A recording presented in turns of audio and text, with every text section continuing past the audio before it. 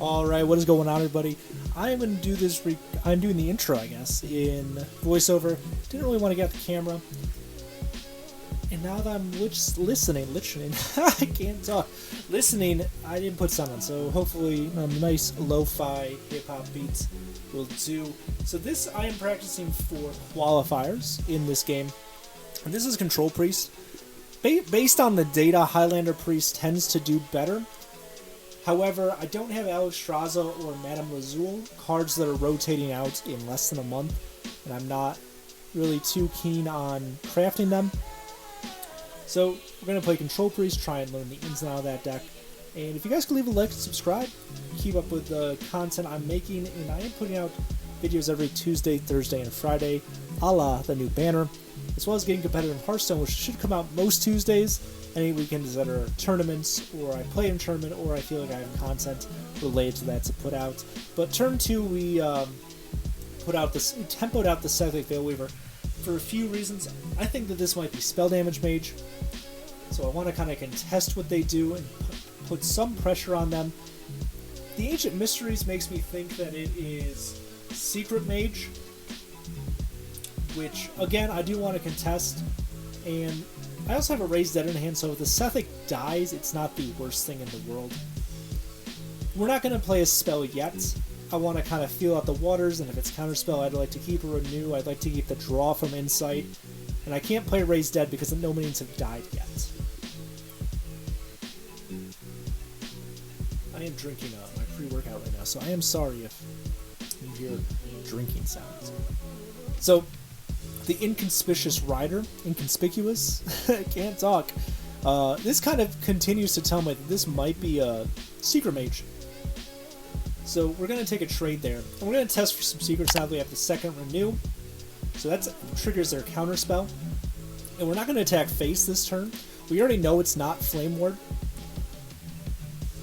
And this one Renew is going to give us a nice little chain of spells with the Veilweaver. Another Raised Dead. And yeah, so we're going to be able to get a Reborn on this to make it stickier, make it a 2/5, also pretty sticky. We get a Power Word. Don't know what that 4-mana spell is, but it's awesome. And that's Rigged Fair Game. At this point, I am thinking this is Secret Mage. And triggering those secrets prevent them from playing 4-mana 8/8, which is awesome. Turns out to be Highlander, as we see as the game goes on. But just getting them to not tempo out 8 damage worth of stats feels pretty good. So Malygos here is a really good target for our Cabal Acolytes. It's not a very interesting minion. It's a 2/8, but it's a sticky minion, which if we can generate, say, an Inner Fire, is going to be awesome. We don't need to do it this turn, and we can't without playing a Raised Dead, and again, no minions have died, so we can't. So we're going to just make a casual 4/11 and push 4 damage face. It is a control matchup, so while we do want to ultimately get that value and aim for that, we are going to try to push pressure so when we can use that value to finish off the game, that's our goal.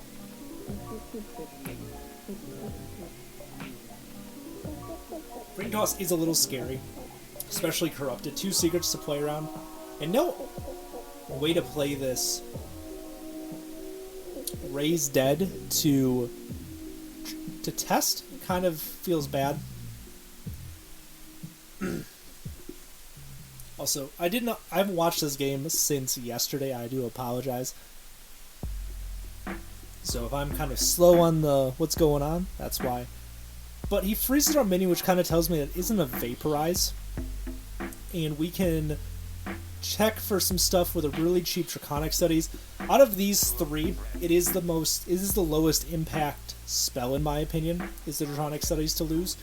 A Mirror Entity staking a 1/1 kind of changes our game plan. I should test here for Counterspell with the Draconic Studies. If I don't, what's wrong with you, Past Sam? So I should have tested with Draconic Studies. Luckily we weren't punished, and we got an Astromancer Solarian off of the Mind Games, which is a great place to be in. I loved this game. It was nutty, guys. It was nutty. So the Arcane Breath will damage my minion. I don't know why he didn't do it on the Astromancer, to be honest. Or they didn't. That seemed weird and kind of incorrect. I guess they don't want to kill it off, but not doing anything to my 4-9 makes it very easy for me to copy this Astromancer. That was a weird play. And they're going to freeze it. Why didn't they... So I think I do know why, because I do remember what's going to happen in a little bit. And then we can talk about that when it happens. But trading off the 1/1 makes this Cabal Acolyte just really good for us. So we can draw the second Acolyte and make it 2, which is also really good. It makes it much easier to steal things in the future. But we can soften up their 4/6 taunt. I forgot the name of that card. Hothead. And then discover a dragon. We take Ysera. It's the most value-oriented card. It's hard to kill. Late game is going to be really good. We might just stick in our hand the whole game, but we'll see.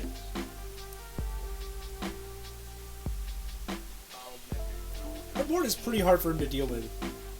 And get through that 4-2 is not that difficult. We have a whole bunch of value generation in the Sethic Veilweaver. And some protection with the taunt, and we're just going to create more value in the future with this Astromancer. So we're just going to go face first, see if we trigger anything. Send the Malygos in first. If it is vaporized, that's fine. If it dies, I'd rather the Sethic not die. Luckily, it's just Ice Spirit, which is going to be pretty easy to get through. And the reason I didn't play the Apotheosis or anything is I was thinking about Temple of the Year Sarah. Obviously that didn't happen. He steals our Embalming Ritual with a Spellbender. It's another Raised Dead, but we're going to kill off the Spellbender and generate another thing that targets minions. So we don't lose a ton there. And then the last card we generate is another Raised Dead. Great. I think about playing it. It doesn't make much sense. It's dealing 4 damage to me because we have spell damage on board. So, we're not that fussed about it. Next turn we'll start pushing some more damage. It'll be fine.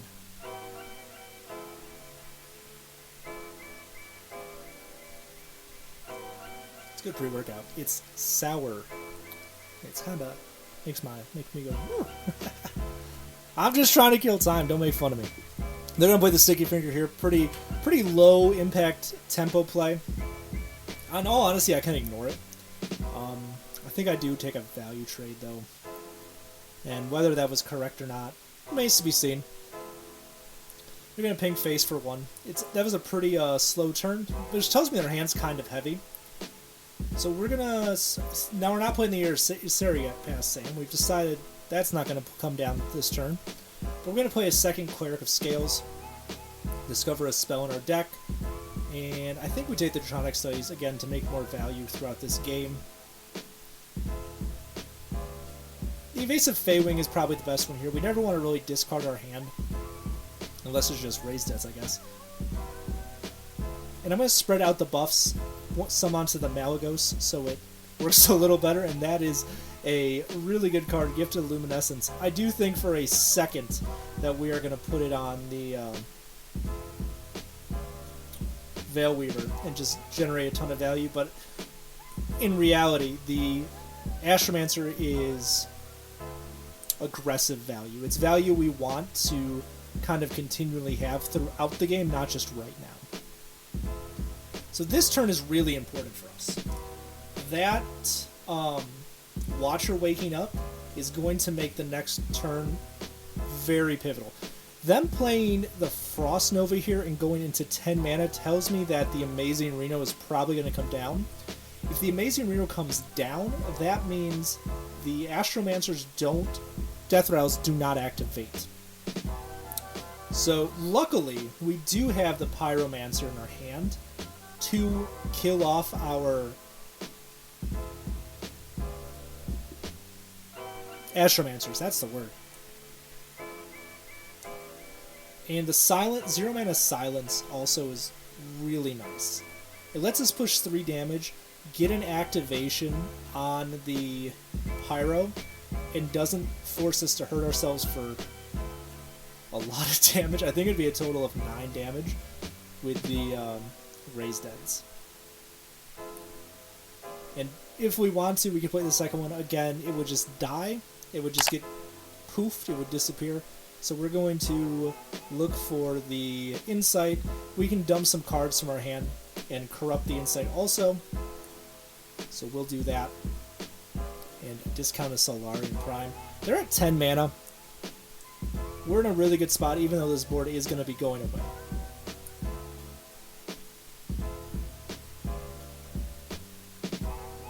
So turn 10, it's pretty obvious. The face attack into the, obviously, the Amazing Reno.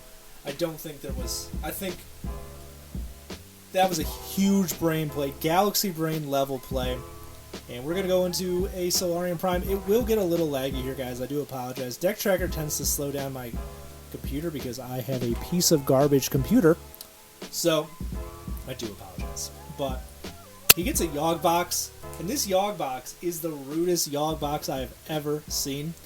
Jewel in the Zaw is kind of nice. It gets us some more Astromancers. Even puts them in our deck for us. Explosive Trap is fine. Landslide, no minions, doesn't matter. Devolving Missiles doesn't matter. Get a Battlecry minion. Can't, my hand's full. But then they silenced the primes. This Pyroblast, it goes face. Hits me in the face. I can't tell you how rude that Yogg Box was.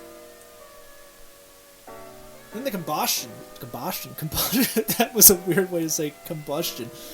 Combustion. Hits my own. It's so rude. That was a bad Solarian Prime. We are going to set them to 8. We could have tempoed out a card to not burn another card, but at the same time, at this point, we're in a really good spot still, and there's nothing really in our deck that we're going to top deck, except I guess maybe an Astromancer. So maybe it was right to play out the Amplifier, but we have more ways to get those type of minions. He will clear our board with Reconologist, the Reno. I keep calling them he. I should really be using they. So I do apologize. Then they're going to draw 2. And honestly, this is really good because when it comes, we're ahead in fatigue. So, and we're going to try and take the board back a little bit. We're going to play the Cabal Acolyte. And then rally to steal, just the 1/2, right? It's not a big deal, but again, on board we have 11 worth of stats on board, and we can heal, and we're trying to just get the board back.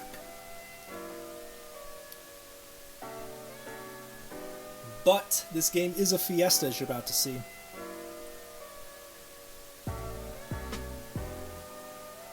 I don't know if...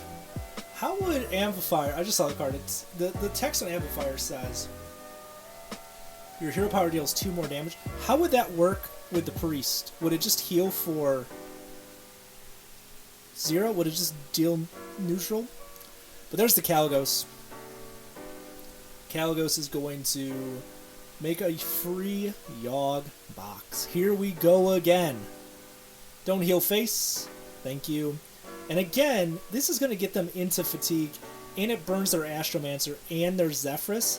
And I love games where I get to play infinitely more Astromancers than my opponent. The Wave of Apathy does suck, and that Embalming Ritual was placed really well.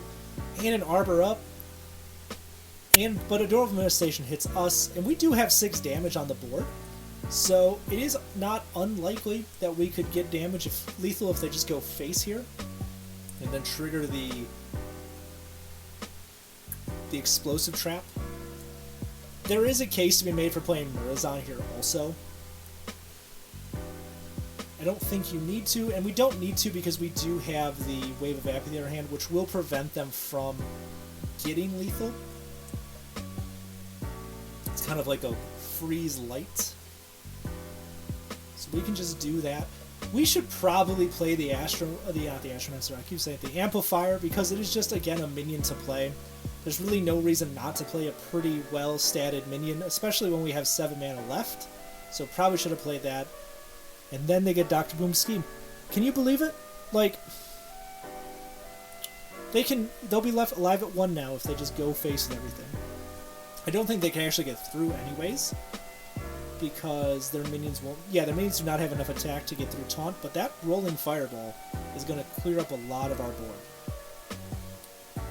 AKA everything but the Astromancer. And we're going to get 4... we have a total of 4 Astromancer in our deck, plus ones that have been Shadow of Death. They do heal with the Alexstrasza. That was really good, because if I did have Misdirection down, they could have just died. It was Explosive Trap. And we do need to clear up this board, because it is kind of scary. We get our own Caligos, which, with a bunch of 0 mana spells, doesn't do a whole lot. So we will Soul Mirror here, just to clear off the Alexstrasza, and have 2 really sticky minions. We can Raise Dead here, but it'll deal 4. The best play here, really, I think, is just to heal and pass. These Raise Deads aren't really a liability, but they are something we need to kind of monitor correctly. That Shiv is going to get them really close to Fatigue. That's the last card in their deck, so Reno is working out for us. Is Revenge is for our terrible Yogg box. So the Deep Freeze here is going to put a bunch of stats into play, as well as play a Kartut Defender, and then I believe an Armor Smith also, which will set up lethal for them. That's exactly 16, and I'm exactly 16 health. Luckily, we have a broken card. Well, not really a broken card. They played too much that turn. If they had just played the Deep Freeze, it would have been very difficult for me to react well enough to this, but because they did, I can Deep Freeze a little bit, and then also get a Taunt that has Death Rattles that heal me, as well as another minion on board, and heal out of lethal range. I don't need to attack, but they get a Wave of Apathy. So it's very hard for them to kind of... me to respond to whatever they do.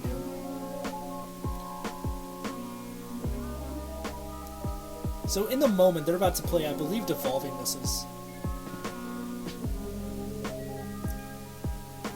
The good thing about them being in Fatigue is that their hand is all they have left. They have DQA still, they haven't played that, and that will generate them some more value, but we're in a really good position. This Devolving Missiles could spell some really bad news if it hits the Kartut. Luckily it doesn't, and in the moment, I was like, why did they play that? They're giving me more attack on board. But if they hit the Kartut, they would have been able to push 13, which would have left me at 5. But I'm going to get healed up for 6 this turn also, and they gave me another Taunt, which is going to be hard for them to get through, and they can't actually clear it with the Water Elementals. So there's another Shadow of Death.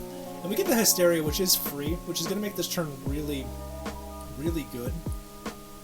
We can Hysteria the DQA, and because some of my board has relatively low attack, I'm hoping that it will trade into a few of those, which it does, and more into their minions. It doesn't clear into those minions, but it does trigger that Death Rattle of theirs. And now I'm going to play the second...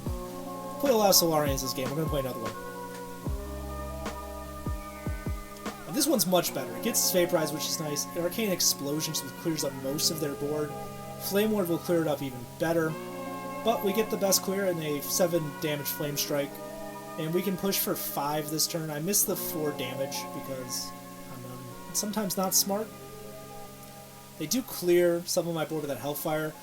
But with the cards left in their hand, I think they kind of see it based on the next card they play, that this game is over and we just outvalued them. So guys, as they close this off, I want to remind you guys to like and subscribe. This game was nuts. Hopefully this does well for me in qualifiers this weekend. And I will see you all in the next one. Take it easy. Remember to leave a like and subscribe. And I'll see you the next one, which should be out Thursday. Peace.